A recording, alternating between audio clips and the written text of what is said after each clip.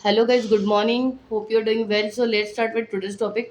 तो आज हम करक्यूमिन के बारे में बात करेंगे कि करक्यूमिन आपके लिए आपको कितना फ़ायदेमंद है। ठीक है, तो करक्यूमिन का आपको यूज़ क्या है। ठीक है, तो देखिए गाइस, करक्यूमिन जो है वो हल्दी से पाया जाने वाला एक एक्सट्रैक्ट है जो कि उससे करक्यूमिन निकलता है। ठीक है, तो करक्यूमिन आपको कैसे ले सकते हो, आपको उस करक्यूमिन के सप्लीमेंट्स मिल जाएंगे। ठीक है, अच्छे ब्रांड की आपको एक करक्यूमिन सप्लीमेंट आप अमेज़न से या ले सकते हो। ठीक है, तो आपको उसे लेना कैसे है, आपको खाना खाने के बाद में एक टैबलेट लेनी है डेली। तो आप इसको कैसे, मतलब कौन कौन ले सकता है इसे, तो इसको थायराइड मरीज़ जो है, जिनको थायराइड हुआ है, जिनको बीपी है, शुगर है, और कोलेस्ट्रॉल वाले पेशेंट जो है। ठीक है, जिनको हार्मोनल डिसबैलेंस है। ठीक है, और जिनको हार्मोन इशू है। ठीक है, जिनको हमेशा डिप्रेशन जो रहते हैं, डिप्रेशन रहता है उन्हें। ठीक है, और माइग्रेन है, डिप्रेशन है, तो उनके लिए ये करक्यूमिन बहुत अच्छा यूज़फुल है। ठीक है, तो इससे क्या होता है, आपका डिप्रेशन में भी आपको ये राहत मिलती है। ठीक है, तो आपको इसको ले, मतलब कैसे ले सकते हो अभी आप, तो इसको मॉर्निंग में आप टी के साथ ले सकते हो गाइस। टी में आपको एक टी बनाना है आपको, लेकिन आपको उसमें जो हम रेगुलरली जो हल्दी यूज़ करते हैं, टर्मरिक, वो नहीं यूज़ करना है, क्योंकि वो पैकेट वाली जो हल्दी होती है वो थोड़ी सी मतलब पता नहीं होता हमें कि वो कितनी प्योर है ना। तो उसमें कुछ मिक्स भी हो सकता है। तो आपको लेना क्या है, जो एक हल्दी हम लोग पिसा के लेके आते हैं। ठीक है, तो जिसको ग्राइंड करते हैं, तो वो रॉ वाली जो हल्दी है उसका एक टुकड़ा आपको पानी में डालना है। ठीक है, और उसको बॉईल करना है। ठीक है, तो उसको बॉईल करके फिर आपको उसमें एक चुटकी ब्लैक पेपर डालना है।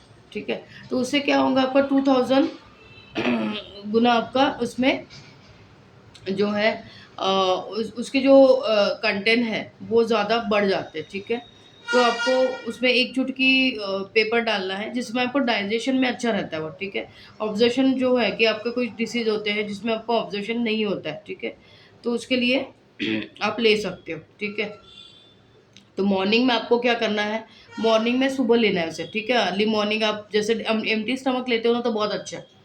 तो उसमें ना आपको करना क्या है, हल्दी को बॉईल करना है, उसमें एक चुटकी आपको ब्लैक पेपर डालना है। ठीक है, तो इसका क्या होता है, 2000% तक आपको ऑब्जर्वेशन जो है वो आपका बढ़ जाता है। ठीक है, तो देखिए guys, मैं बताती हूँ, काली मिर्च, ब्लैक पेपर के साथ लेने वाला इसका असर 2000% तक बढ़ जाता है, सकता है। ठीक है गाइज, तो इस तरह से आपको लेना है। और आपको इसका मतलब अभी इसके अलावा आप कैसे ले सकते हो, सप्लीमेंट इसके भी ले सकते हो। ठीक है, तो जिनको भी थायराइड है, थायराइड वालों का क्या होता है ना कि ऑब्जर्वेशन बहुत कम होता है, डाइजेशन उनका ठीक सही से हो नहीं पाता। बहुत सारे ऐसे न्यूट्रिशन है जो कि उनके बॉडी में ऑब्जर्वेशन कम होता है, तो इसलिए उनको डेफिशिएंसी होती है। थायराइड पेशेंट वालों को विटामिन डी की डेफिशिएंसी होती है, B12 की डेफिशिएंसी होती है ना। इसके अलावा आपके जो भी न्यूट्रिशन है वो काफ़ी आपके कम रहते हैं। तो थायराइड वालों को कॉन्स्टिपेशन भी होता है। ठीक है, तो वो सब न्यूट्रिशन की डेफिशिएंसी की वजह से ही होता है। तो आपको ना करक्यूमिन एक ऐसा एक्सट्रैक्ट है जो हल्दी से निकलने वाला, जिसको आपको डाइट में इंक्लूड करना है। ठीक है गाइस, तो इसको डेली लेना है आपको, जिनको भी थायराइड है। तो उससे क्या होगा कि आपका वजन नहीं बढ़ेगा।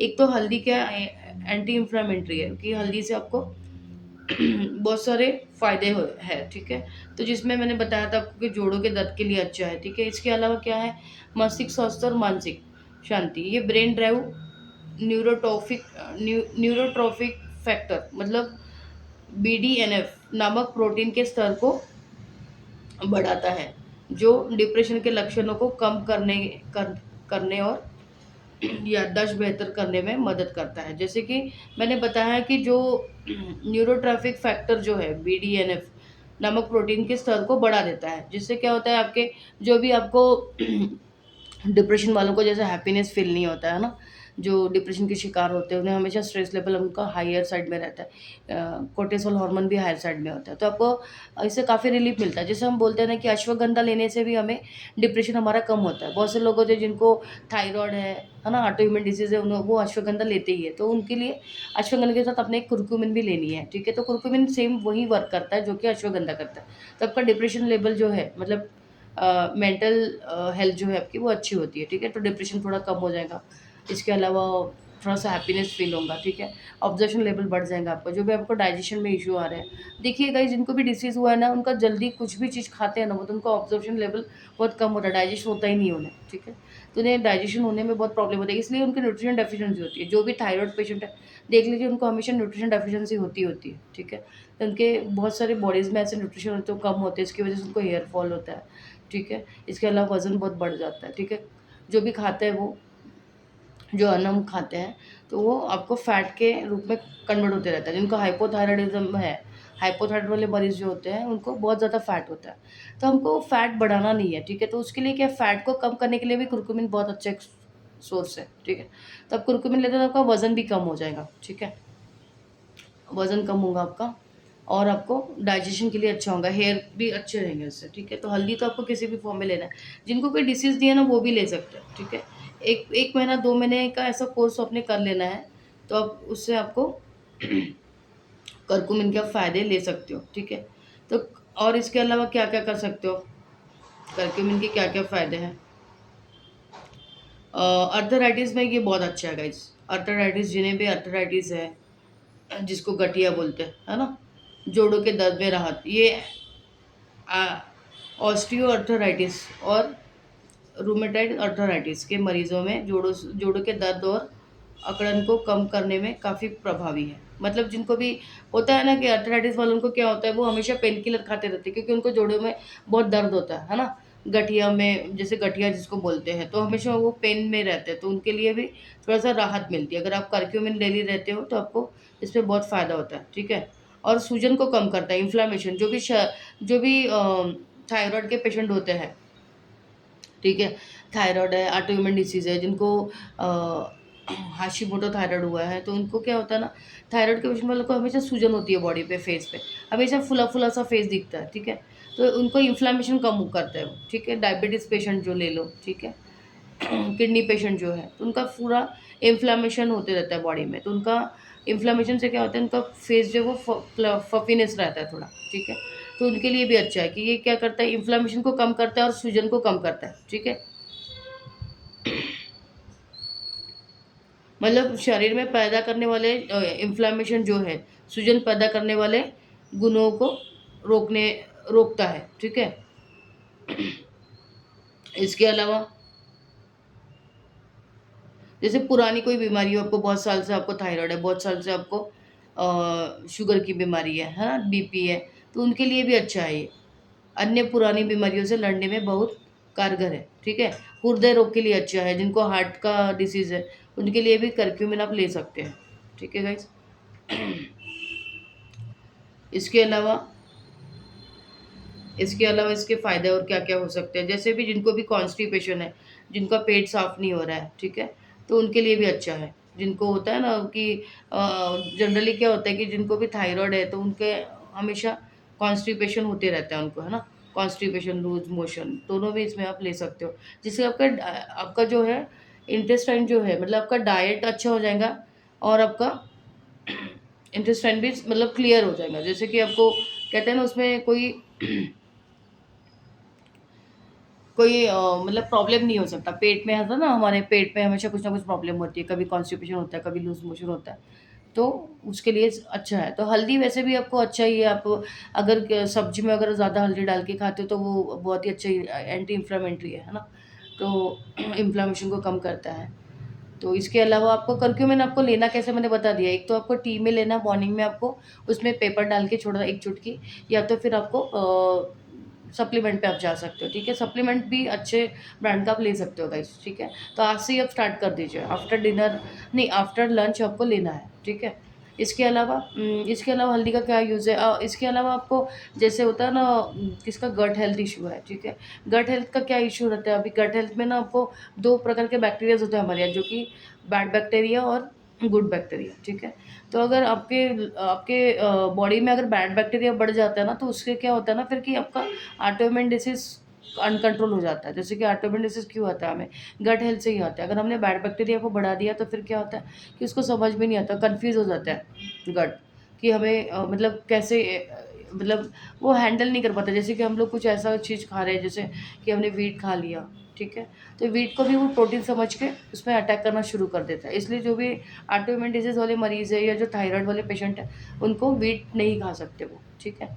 तो वीट खाने से उनको एलर्जी होती है या तो ऑटो इम्यून डिजीज़ बढ़ जाता है। इसके अलावा मिल्क जो है, मिल्क से भी आपको प्रॉब्लम होती है। कभी-कभी तो ऑटो इम्यून डिजीज़ मिल्क से भी आता है, ठीक है। तो मिल्क में ऐसे कोई ये होते हैं जैसे कि नेचुरल मिल्क नहीं होता है। कभी-कभी हम काउज़ को इंजेक्शन वगैरह देके मिल्क निकालते हैं।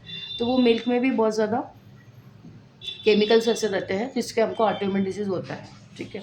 तो आपको जैसे भी मतलब गट हेल्थ अच्छी करनी है तो आपको हल्दी का सेवन ज़्यादा से ज़्यादा करना है किसी भी फॉर्म में। तो मैंने जैसे बताया, एक तो रॉ टी बना के पी सकते हो मॉर्निंग में पेपर डाल के, या तो फिर आपको करक्यूमिन का ये लेना है, ठीक है। तो उससे आपका इन्फ्लेमेशन 100% कम हो जाएगा। जिनको भी ऑटो इम्यून डिसीज़ है ना, उनमें इन्फ्लेमेशन कम ही हो जाएगा, ठीक है।